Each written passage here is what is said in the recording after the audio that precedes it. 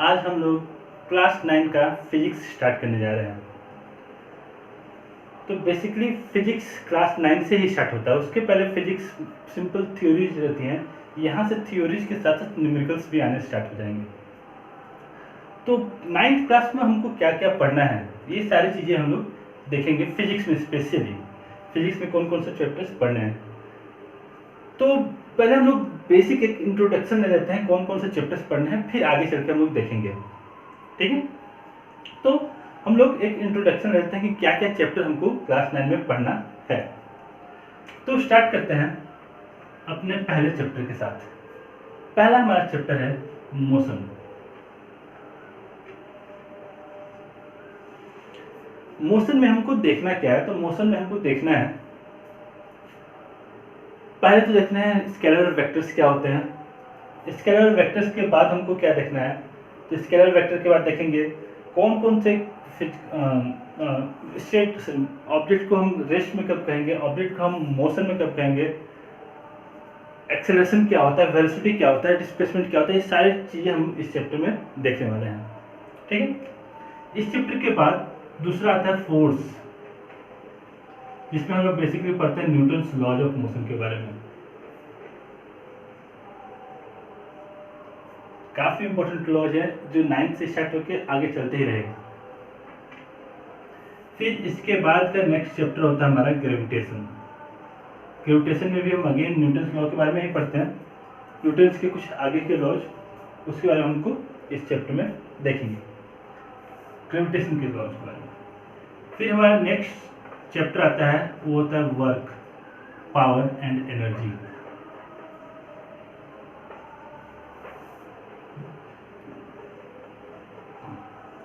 और उसके बाद का जो लास्ट हमारा चैप्टर आता है, that is sound,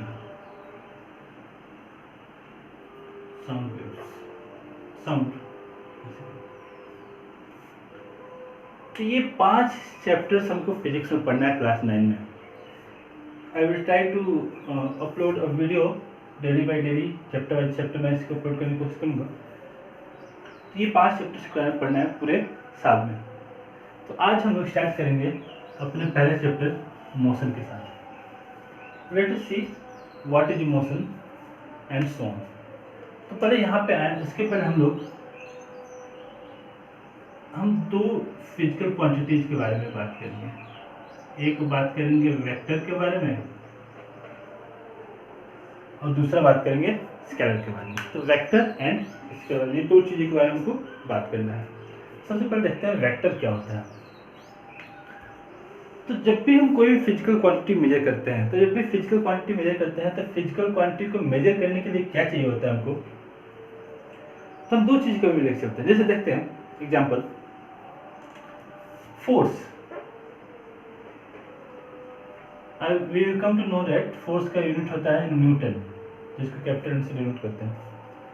so let us consider, मैं इस बोर्ड पे फोर्स लगा रहा हूँ, I am pushing the board in inward direction. अगर मैं फोर्स अप्लाई कर रहा हूँ, ठीक है, तो ये फोर्स कितने न्यूटन का है। Late us consider this force I am applying of 100 Newton. तो ये तो हो गया मैग्नीट्यूड, कितने न्यूटन का मैं फोर्स अप्लाई कर रहा हूँ। और ये फोर्स किधर अप्लाई कर रहा हूँ, तो मैं फोर्स अंदर की तरफ अप्लाई कर रहा हूँ। जब भी हम फिजिकल क्वांटिटी को मेजर करते हैं तो हमारे पास दो ऑप्शन हो सकते हैं। एक तो कितना फिजिकल क्वांटिटी कितना है, दूसरा किधर है। ठीक है, कितना है एंड किधर है, ये दो चीज़ें हम देख सकते हैं। तो आज हम लोग देखने जा रहे हैं सबसे पहले वेक्टर क्या होता है। तो लिखेंगे इसके लिए, such a physical quantity, such a physical quantity which has direction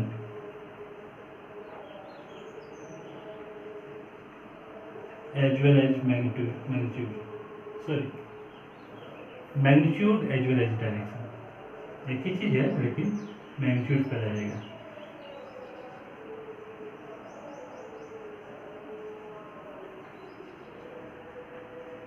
are called vector quantities.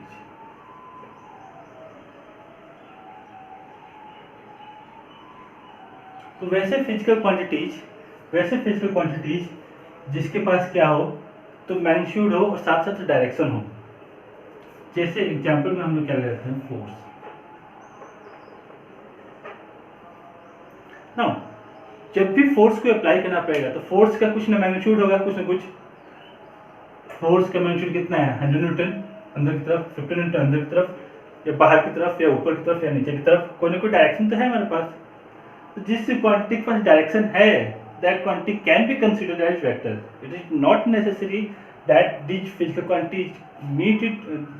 quantities are vector, but it can be vector. Vector हो सकते हैं, ठीक है।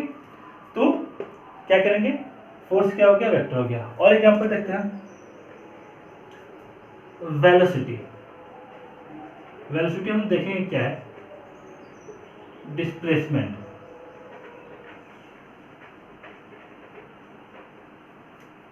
फोर्स, वेलोसिटी, डिस्प्लेसमेंट, एक्सेलरेशन, ये जितने भी फिजिकल क्वांटिटीज हैं सब क्या है, तो वेक्टर है। It is there hundreds of physical quantities which come in the category of vectors, but basically हम लोग अभी ये लेके चल रहे हैं। इसके अलावा बहुत सारे हमारे पास फिजिकल क्वांटिटी आएंगे जो वेक्टर कहलाएंगे, ठीक है। सो these are the quantities which can be called a vector। अभी हमको कंफ्यूजन हो रहा होगा कि वेलोसिटी किस तरह से वेक्टर, डिस्प्लेसमेंट किस, तो पहले हम वेलोसिटी, डिस्प्लेसमेंट, एक्सेलरेशन जानेंगे, फिर देखेंगे किस तरह से वेक्टर है। लेकिन कौन सी क्वांटिटी वेक्टर नहीं है ये हम समझ सकते हैं। तो पहले हम लोग जो वेक्टर की उस क्वांटिटी को हम क्या बोलेंगे, तो स्केलर कहेंगे। तो कौन सी क्वांटिटीज हमारे पास स्केलर्स कहलाती हैं, कौन सी क्वांटिटीज को हम स्केलर कह सकते हैं। So let us try to understand which quantity can be considered as scalar. So let us start. Such a physical quantity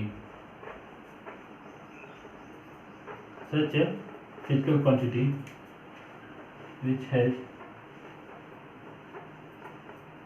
magnitude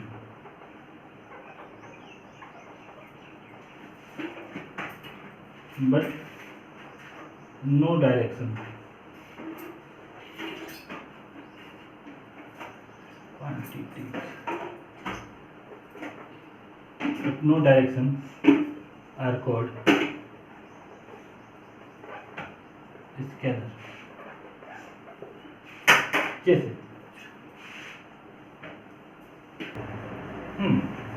तो एग्जांपल के तौर पर लेते हैं टाइम। अब देखते हैं टाइम। तो चलो एग्जांपल लेते हैं, मान लेते हैं अभी 3:15 हो रहा है। हमने अपना फोन ओपन किया, फोन में क्या देखा था, 3:15 हो रहे हैं। तो क्या 3:15 का क्या डायरेक्शन होता है, 3:15 किस डायरेक्शन में होता है, ऊपर होता है, नीचे होता है, लेफ्ट होता है, राइट होता है, किधर होता है।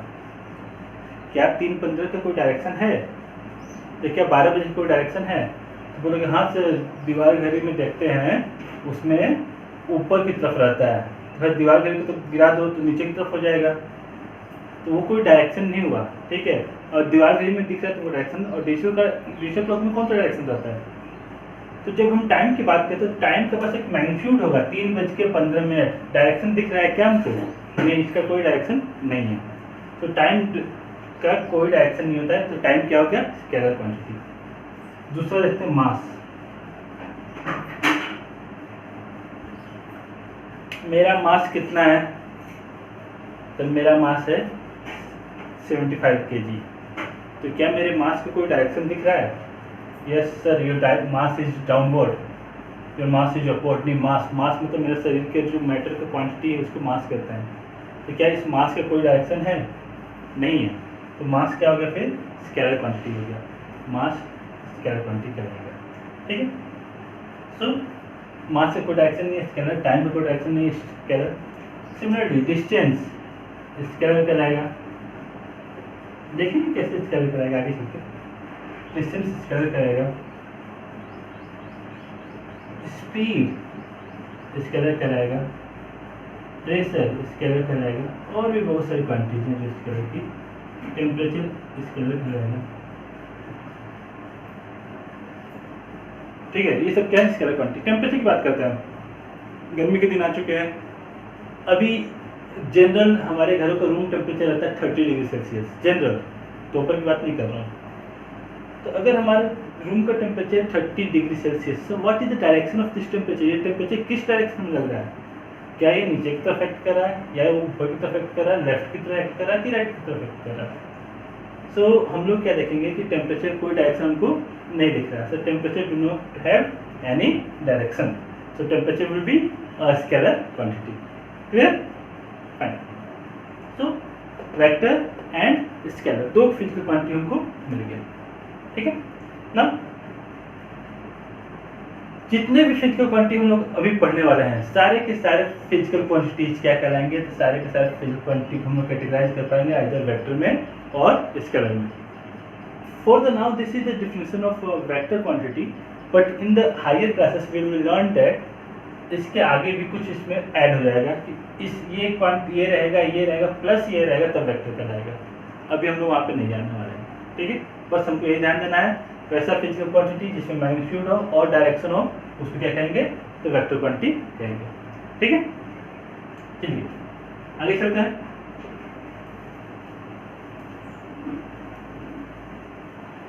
ये सब नोट कर लेना है, मिटा दिया हूँ लेकिन वीडियो में होगा, इसको नोट कर लेना है। ठीक है,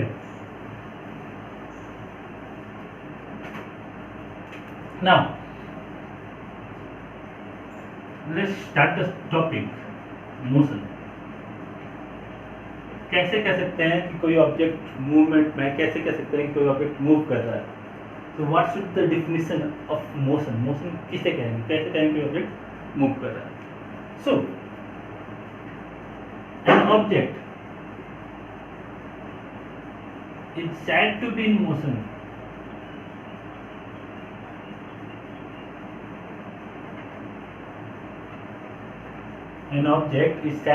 motion if it changes its position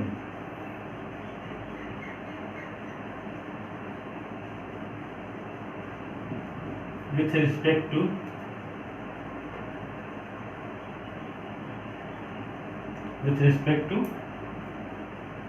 time. अगर कोई ऑब्जेक्ट टाइम के साथ अपना पोजीशन चेंज कर रहा है तो उस ऑब्जेक्ट को क्या कहेंगे कि ऑब्जेक्ट मोशन में है। फॉर एग्जांपल, एक ऑब्जेक्ट इनिशियली यहाँ पे था, कितने बजे? 8 बजे। 9 बजे देखे यहाँ पहुँच गया, 10 बजे देखे यहाँ पहुँच गया, 11 बजे देखे यहाँ पहुँच गया। अब क्या हो रहा है? वो ऑब्जेक्ट का पोजीशन बार बार चेंज हो रहा है, क्योंकि उस ऑब्जेक्ट का पोजीशन बार बार चेंज हो रहा है। तो कब चेंज हो रहा है? किसके रिस्पेक्ट में चेंज हो रहा है? तो ये चेंज हो रहा है with the respect of time. Time बढ़ने के साथ साथ पोजीशन चेंज हो रहा है, तो हम क्या कह सकते हैं कि ऑब्जेक्ट किस में है? तो ऑब्जेक्ट मोशन में है। ठीक है, so we can say that the object is in motion if it changes its position with respect to time. Time के साथ अपना पोजीशन चेंज करे तो हम कह सकते हैं कि ऑब्जेक्ट क्या है? तो मोशन में है। ठीक है, okay, now we will first learn the types of motion. Basically motion को कितने पार्ट में कैटेगराइज कर सकते हैं? तो किसी भी टाइप के मोशन को हम लोग 3 पार्ट में कैटेगराइज करेंगे। ठीक है, किसी भी टाइप के मोशन को हम लोग 3 पार्ट में कैटेगराइज करेंगे, फिर आगे चलेंगे डिस्कशन को उस बारे में। सबसे पहला हमारा मोशन होता है, सबसे पहला हमारा जो मोशन होता है, दैट मोशन इज कॉल्ड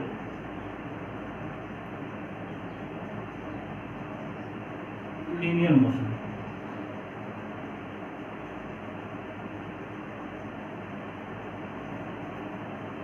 ठीक है, लीनियर मोशन, और that motion is also sometimes called as translatory motion. दोनों एकदम सेम चीज नहीं है, बट लगभग सेम है। तो देखते हैं लीनियर मोशन किसके लिए और ट्रांसलेटरी मोशन किसके लिए। तो first of all we will start with the linear motion. ठीक है, so what is basically the linear motion? So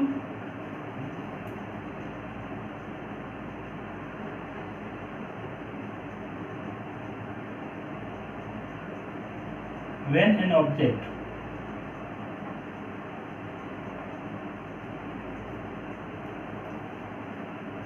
moves in a straight line.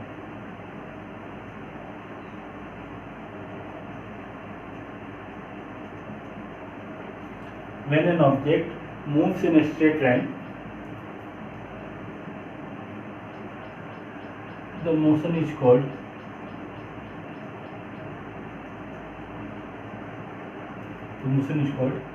linear motion. Sometimes it is also called rectilinear motion. But remember, this definition is valid only for we can say a point object. Point object मतलब वैसा object जो एक point के बराबर है, एकदम simple dot के बराबर है, जो डिस्टेंस ट्रेवल कर रहा है उसके रिस्पेक्ट में. फॉर एग्जांपल, अगर कोई ऑब्जेक्ट ने ये डिस्टेंस किया और ये ऑब्जेक्ट का साइज है तो ये पॉइंट ऑब्जेक्ट हो गया, ठीक है. लेकिन ये ऑब्जेक्ट है और इस ऑब्जेक्ट ने यहाँ से यहाँ तक डिस्टेंस ट्रेवल किया तो ये पॉइंट ऑब्जेक्ट नहीं कराएगा, क्योंकि ऑब्जेक्ट का साइज डिस्टेंस ट्रेवल के रिस्पेक्ट में काफ़ी स्मॉल है, काफ़ी लार्ज है, तो ये पॉइंट ऑब्जेक्ट नहीं कहलाएगा. सो लीनियर मोशन किसको कहेंगे? तो लीनियर मोशन तब कहेंगे तो जब एक पॉइंट ऑब्जेक्ट एक स्ट्रेट पाथ पे मूव करे, उस मोशन पे क्या कहेंगे? तो लीनियर मोशन कहेंगे. जैसे एग्जांपल, ठीक है, तो मोशन ऑफ ट्रेन. अब क्वेश्चन आएगा कि सर ट्रेन तो बहुत बड़ा है, तो ट्रेन का मोशन कैसे हम लीनियर मोशन कह सकते हैं? तो ट्रेन का मोशन लीनियर मोशन कहलाएगा, but in that case when the train travels a large distance के लिए, ठीक है. बट अगर यही ट्रेन शॉर्ट डिस्टेंस ट्रेवल करेगा तो उस केस में ये लीनियर मोशन ना कहला के उसको हम बोलेंगे translatory motion. So remember, the definition of a linear motion or rectilinear motion is valid for when the object travels a large distance, or when the distance traveled by the object is very large, and when the distance traveled by the object becomes small, then that linear motion converted to the translatory motion. ठीक है. तो train का motion क्या होगा? Rectilinear. बस का motion क्या होगा? रेक्टिलिनियर. जब भी कोई ऑब्जेक्ट स्ट्रेट पाथ पे मूव कर रहा है तो वैसे मोशन को क्या कहेंगे? तो हम लोग रेक्टिलिनियर मोशन कहेंगे या ट्रांसलेटरी मोशन कहेंगे. ठीक है, फाइन. दूसरा,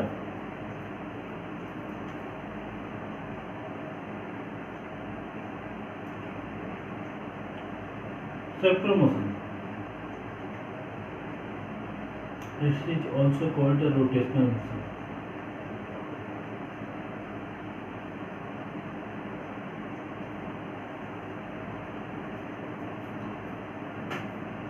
Circular motion or rotational motion. Okay, simple. When an object, or basic point object इसको कहते हैं, when a point object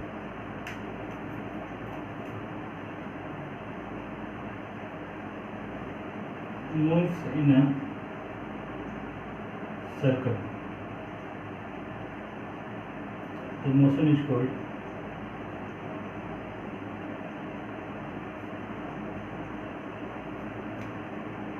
circular motion.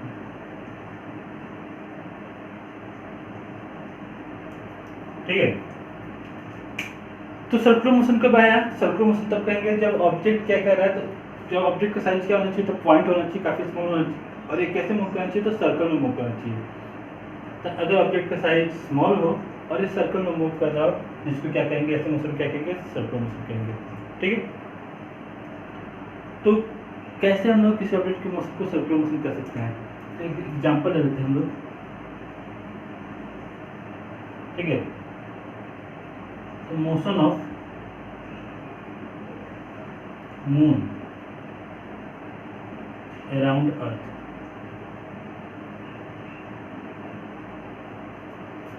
The distance traveled by moon in this case is quite large compared to the size of the moon, so that is why this motion is called circular motion.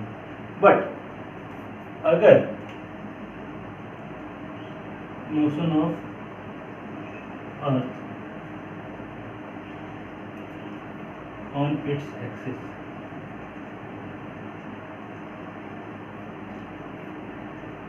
अगर अर्थ अपने axis पे move करे तो क्या ये भी circular motion होगा? तो नहीं। अब ये जो डिस्टेंस ट्रेवल कर रहा है अर्थ, अब ये जो डिस्टेंस ट्रेवल कर रहा है अर्थ, एक वो उसके साइज के कंपेरेबल है या साइज से बहुत ज़्यादा लार्ज नहीं है। तो इस केस में ऑब्जेक्ट क्या होगा?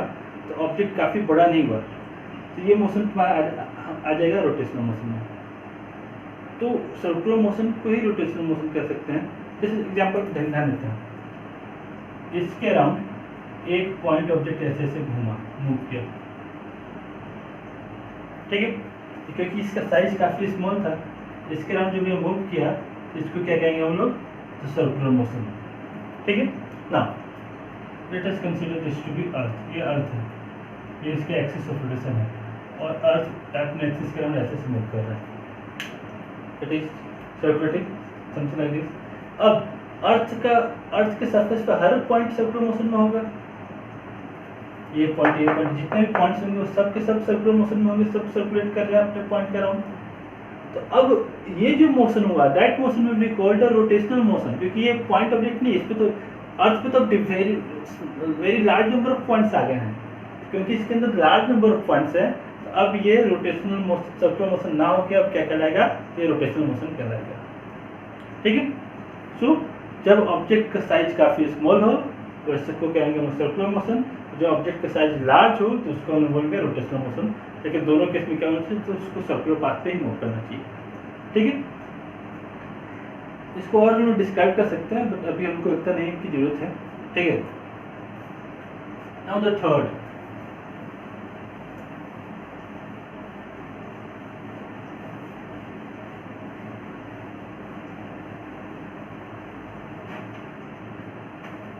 third type of motion is oscillatory motion.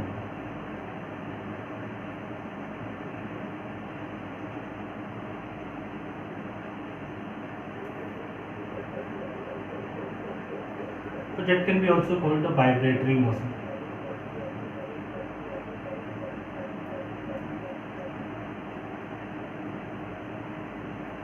Oscillatory motion और vibratory motion.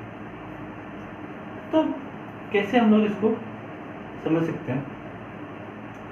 So the definition of this motion is when an object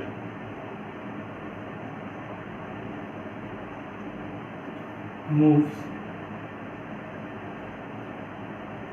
to and fro or back and fourth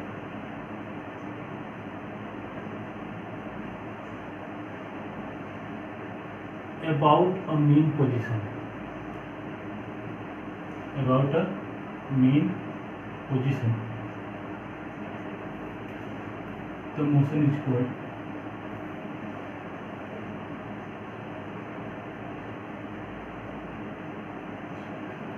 oscillatory motion. तो जब एक object आगे और पीछे move करे,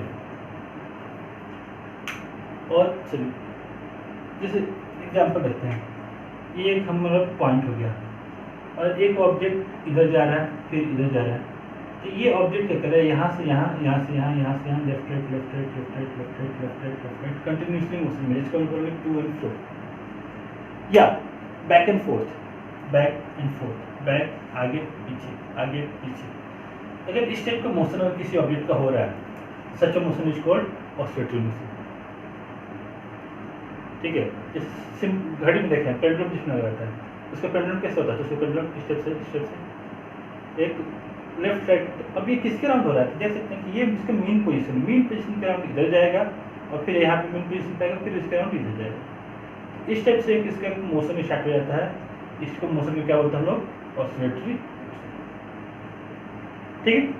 सो this is called the oscillatory motion. तो oscillation हो गया। चलिए एग्जांपल देख लेते हैं, motion of a simple pendulum.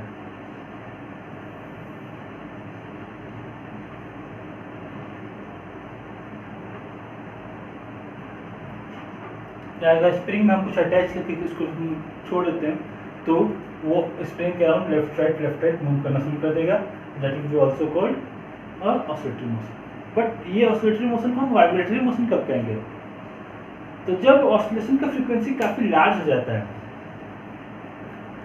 जैसे पेंडुलम को पता है कि 2 सेकंड में यहाँ से यहाँ तक पहुँचेगा, मतलब 1-2 सेकंड में यहाँ से जाकर वापस यहाँ पहुँचेगा, वो हमको पता है। बट जब ये जो रोटेशन है, ये जो ऑसिलेशन है काफ़ी लार्ज हो जाए, तो 1 सेकंड में कई बार, ठीक है, तो उसको हम क्या कहेंगे? तो वाइब्रेशन कहेंगे, ठीक है। जैसे एग्जाम्पल ले सकते हैं लोग, आजकल गर्मी का दिन आ चुका है, रात में सोने जाते हैं, तो सोने के बाद कान में एक हमको संगीत सुनाई देता होगा, हाँ, मच्छर का संगीत। तो इसको संगीत कैसे सुनाई देता है? तो संगीत तब सुनाई देता है जब अपने पंख को वाइब्रेट करते हैं। वाइब्रेट करते तो क्या होता है? ऊपर नीचे बहुत रैपिडली ऑसिलेट करते हैं। तो जब ये बहुत रैपिडली ऑसिलेट करना शुरू करते हैं, इससे ऑसिलेशन को हम क्या कहेंगे? तो वाइब्रेशन कहेंगे। तो when the oscillation becomes very large, this oscillation becomes vibration, ठीक है। और जब ये वाइब्रेशन का फ्रीक्वेंसी ग्रेटर देन 10 हर्ट्ज हो जाएगा, तो वो उनको ऑडिबल हो जाता है। और इसीलिए जब, क्योंकि उनका विंग का जो फ्रीक्वेंसी होता है 10 हर्ट्ज से ऊपर रहता है, जिसकी वजह से हमको सुनाई देना शुरू हो जाता है, अदरवाइज हमको सुनाई नहीं देता, ठीक है। So these are the examples of oscillatory motion, और इसको हम लोग बोलते हैं ऑसिलेटरी मोशन। तो बेसिकली किसी भी मोशन को हम लोग ये 3 कैटेगरी में डिवाइड कर सकते हैं, either it will be linear motion और रेक्टेंगुलर मोशन और ट्रांसलेटरी मोशन, और सर्कुलर मोशन और रोटेशनल मोशन, और ऑसिलेटरी मोशन और वाइब्रेटरी मोशन। कोई भी मोशन यही 3 कैटेगरी में डिफाइन होगा, और कोई चौथा कैटेगरी नहीं होता है, ठीक है। बट अगर हम यही मोशन को अगर हम लोग डायमेंशंस के हिसाब से डिवाइड कर दें, तो यही मोशन हमारा क्या होगा? तो इसको हम लोग और 3 कैटेगरी में डिवाइड कर सकते हैं। So motion can also be defined as 1D motion और 1 डायमेंशनल मोशन, 2D मोशन और 2 डायमेंशनल मोशन, 3D मतलब 3 डायमेंशनल।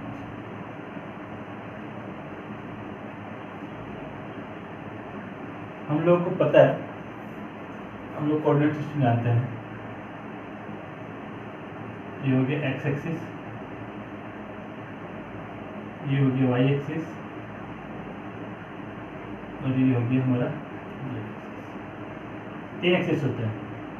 तो कोई भी मोशन या तो एक्स एक्सिस वाई एक्सिस में होगा या जेड एक्सिस, ये तीनों एक्सिस में होगा, लेकिन उसको मोशन को रिप्रेजेंट करने के लिए हमको कितनी एक्सिस की रिक्वायरमेंट पड़ती है?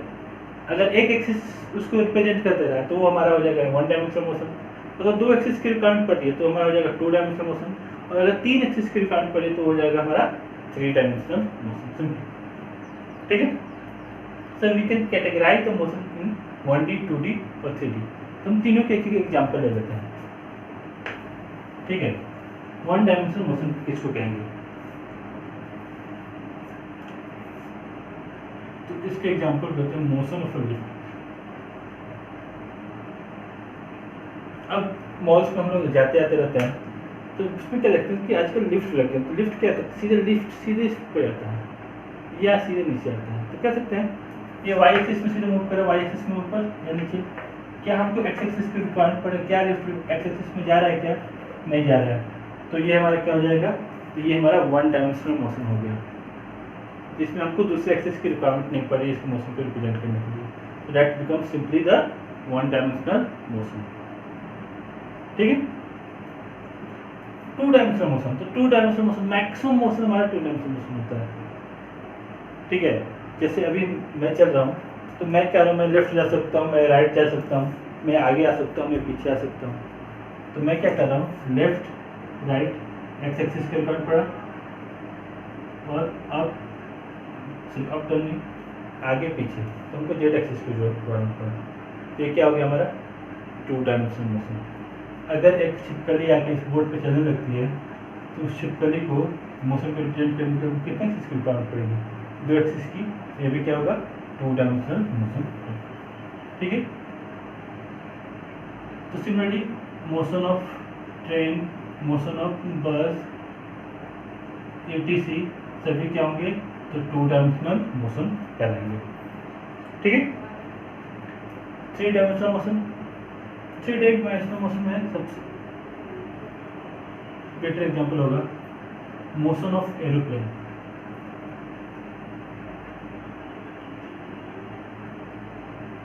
Motion of fish can be also considered as a 3-dimensional motion. Yeah, the कैसे फिश को हम लोग 3-dimensional मोशन कर सकते हैं। तो फिश अगर समुद्र की बात कर रहे हैं, जहाँ पानी ज़्यादा हो तो फिश ऊपर आ सकता है, फिश नीचे आ सकता है, फिश लेफ्ट आ सकता है, फिश राइट जा सकता है, फिश इधर जा सकता है, फिश इधर आ सकता है। तो ये भी 3-dimensional मोशन कहलाएगा। मोशन ऑफ बर्ड्स, बर्ड्स भी 3-dimensional मोशन में मूव कर सकते हैं, कहीं मूव कर सकते हैं एज ए प्लेन। तो ये तीनों एक्सिस के एक साथ यूज कर सकते हैं, इसलिए ये मोशन क्या कहलाएगा, तो 3-dimensional मोशन कहलाएगा। ठीक है।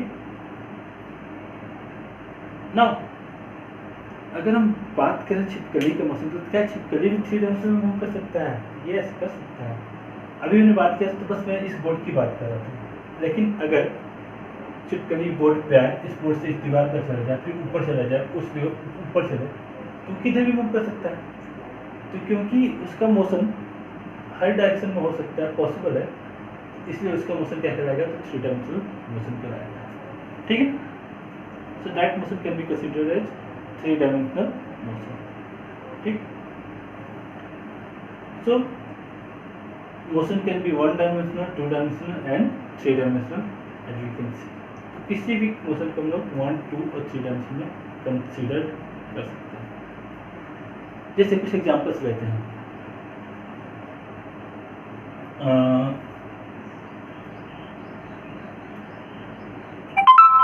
मोशन ऑफ हम लोग लेते हैं ट्रेन, ट्रेन से कोई भी मोशन ले सकते हैं। क्या हम वॉक कर रहे हैं, वो क्या है, तो 2-dimensional में आ जाएगा। एस्केलेटर, एस्केलेटर में पढ़े होंगे, एस्केलेटर्स जो मॉल्स में लगे रहते हैं, सीढ़ियाँ लगी रहती हैं, दैट इज कॉल्ड एस्केलेटर। तो ये जो एस्केलेटर्स होते हैं, ये एस्केलेटर्स 1-dimensional मोशन में है कि 2-dimensional मोशन में है? These are having 2-dimensional। एक तो आगे बढ़ रहा है, साथ तो ऊपर भी आ रहे हैं, ये 2-dimensional मोशन में कराएगा। ठीक है। तो this is how we can categorise the motion in these 3 categories, 1D, 2D and 3D, और linear motion and so on. ठीक है। ये बेसिक हमारे डिफरेंसेस हो गए मोशन के। ठीक है। Now motion can be also categorised as periodic and non periodic motion. कोई भी मोशन को या तो पीरियोडिक कह सकते हैं या नॉन पीरियोडिक कह सकते हैं। तो कैसे पीरियोडिक या नॉन पीरियोडिक होगा? ठीक है। तो if an object repeats its path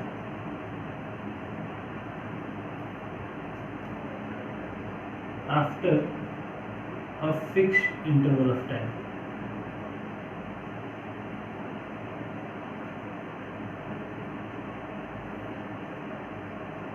such a motion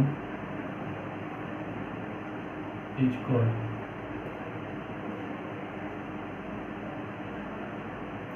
periodic motion.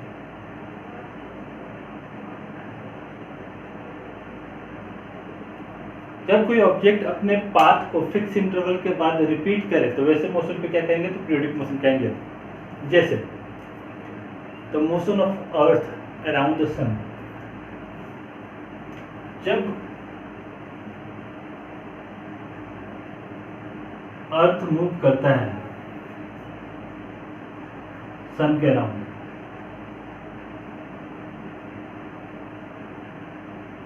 तो कितना टाइम होता है, 365 डेज। तो क्या 365 डेज के बाद अर्थ अपने पाथ को रिपीट करता है? यस, करता है। तो ये मोशन क्या हो गया, तो पीरियोडिक मोशन हो गया।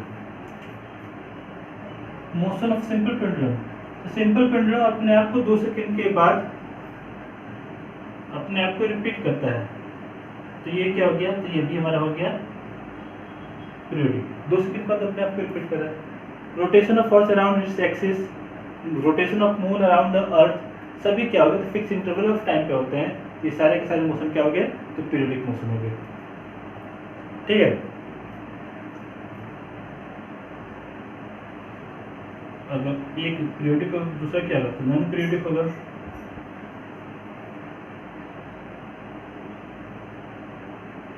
दूसरा हो गया non periodic motion. Such motion which do not repeat itself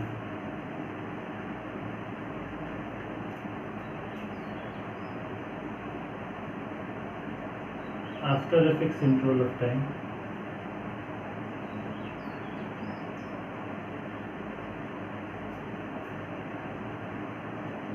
is called non-periodic motion।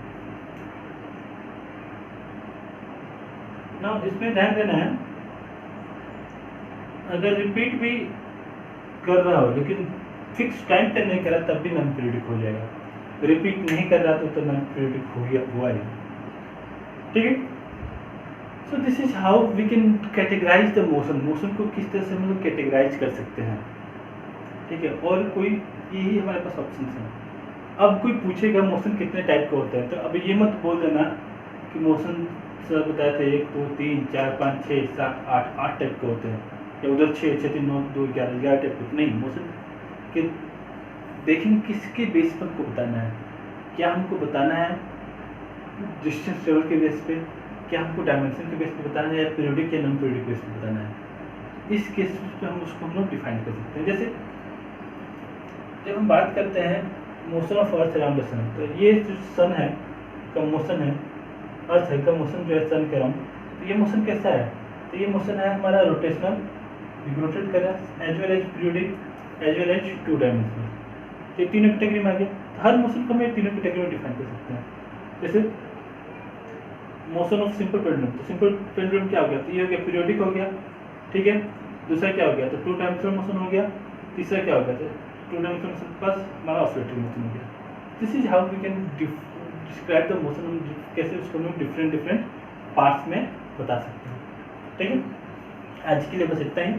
Next class में हम लोग अपना टॉपिक स्टार्ट करेंगे, distance, displacement, velocity and speed. ये सारी चीज़ें हम लोग नेक्स्ट क्लास में देखेंगे।